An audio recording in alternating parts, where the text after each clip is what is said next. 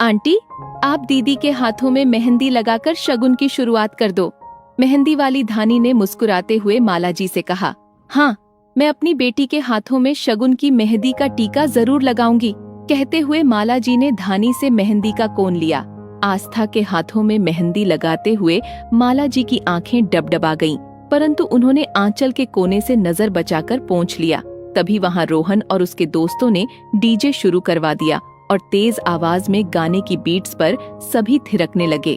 माला जी ने शगुन का मेहंदी का टीका लगाकर धानी के हाथ में मेहंदी का कोन पकड़ा दिया और बाहर आकर खाने पीने का इंतजाम देखने लगी। रह रहकर उनकी आंखें भर आती।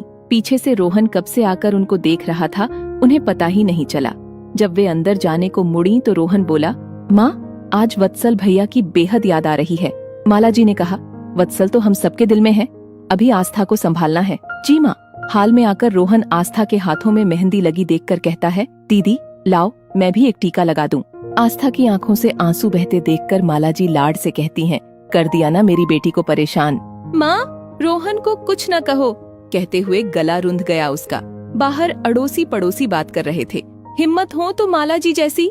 बेटे के शहीद होने के बाद बहू को अपने पैरों पर खड़ा किया। बाहर लोगों की बातें सुनकर माला जी 3 साल पीछे चली गईं। वत्सल सेना में बॉर्डर पर तैनात था। सीमा पर आए आतंकवादियों से लड़ाई में उसने सभी आतंकवादियों को मार गिराया, लेकिन मुठभेड़ में गोलियों का शिकार बन वो शहादत को प्राप्त हो गया। आस्था के घर वाले तो उसे दामाद वत्सल की मृत्यु के बाद छोड़कर चले गए थे। माला जी ने समाज की परवाह न करते हुए बहू आस्था को बेटी बना लिया। रोहन ने आस्था भाभी को दीदी मान लिया, अपनापन और प्यार दिया ताकि आस्था को भूल से भी यह फीलिंग न आए कि वह अकेली पड़ गई है। तीनों साथ मिलकर रोते, पर फिर एक दूसरे को चुप भी कराते। माला जी ने आस्था के लिए दिन रात एक कर दिए। धीरे धीरे आस्था नॉर्मल होने लगी। भले ही माला जी और रोहन के सामने कुछ न दिखाती, परंतु वत्सल की याद में रात और दिन में आंसू छलक ही जाया करते आस्था के। थोड़ा बहुत यही हाल माला जी और रोहन का था। माला जी और रोहन के सहयोग से जल्दी ही आस्था ने अपनी छूटी हुई पढ़ाई पूरी कर ली। आस्था ने कंपटीशन देने शुरू किए और उसकी बैंक में नौकरी लग गई। अब माला जी ने आस्था के लिए योग्य लड़का देखना शुरू किया। आस्था ने मना किया तो उसे समझाया कि तुम मेरी बेटी हो, वत्सल भी तुम्हें खुश देखना चाहता था।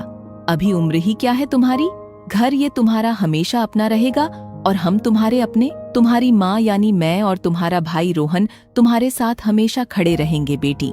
आस्था के घर वालों ने तो वत्सल के जाने के बाद अपनी बेटी को घर में रखना तक गवारा नहीं किया था। आस्था के लिए माला जी ही उसकी माँ थी। अब माँ का कहा कैसे न मानती आस्था भला। ममता का वास्तविक स्वरूप माला जी के रूप में ही देखने और अनुभव करने को मिला था आस्था को। परिमल रोहन के बॉस हैं। रोहन के जरिए उन्हें आस्था के बारे में पता चला तो आगे बढ़कर परिमल ने सीधे माला जी से आस्था से शादी करने की बात की। माला जी ने परिमल को परखा। उनके माता पिता से बात करने के बाद आस्था से राय पूछी। आस्था ने माला जी के ऊपर सब कुछ छोड़ दिया था। उसे उनके ऊपर पूरा विश्वास था, तो माला जी के समझाने पर वह परिमल से मिली। आस्था की रजामंदी से आस्था और परिमल की शादी तय हो गई और आज मेहंदी की रस्म है। तभी आस्था के लिए रोहन खाने की थाली ले आया और माला जी वर्तमान में लौटकर अपनी बेटी को अपने हाथों से खाना खिलाने लगी। मेहंदी के बाद तो दिन पता ही नहीं चले और देखते ही देखते हल्दी भात के साथ विवाह का शुभ दिवस आ पहुंचा। आस्था को विदा किया माला जी ने भारी मन से और साथ में आस्था से एक ही बात बोली, वो बेटी, ये घर हमेशा तुम्हारा रहेगा। हम तुम्हारे साथ हमेशा खड़े मिलेंगे। अपने को कभी अकेला मत समझना।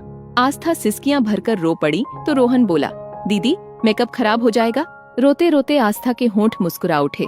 परिमल बोल उठे, मम्मी जी, आस्था को कोई तकलीफ नहीं होगी और आपकी बेटी पर आपका पहले जैसा ही हक रहेगा। कहीं न कहीं माला जी आज दिल में आस्था के लिए संतुष्ट हैं।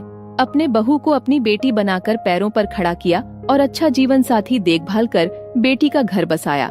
आस्था की विदाई हो गई, घर सूना हो गया। आज एक माँ अपने बेटे की तस्वीर के आगे जी भरकर रोई। जो आंसू आस्था को हिम्मत देने के लिए पिछले 3 वर्षों से एक माँ की आंखों में रुके हुए थे, वो आज सैलाब बनकर बह निकले। दोस्तों, आपको मेरी यह कहानी कैसी लगी?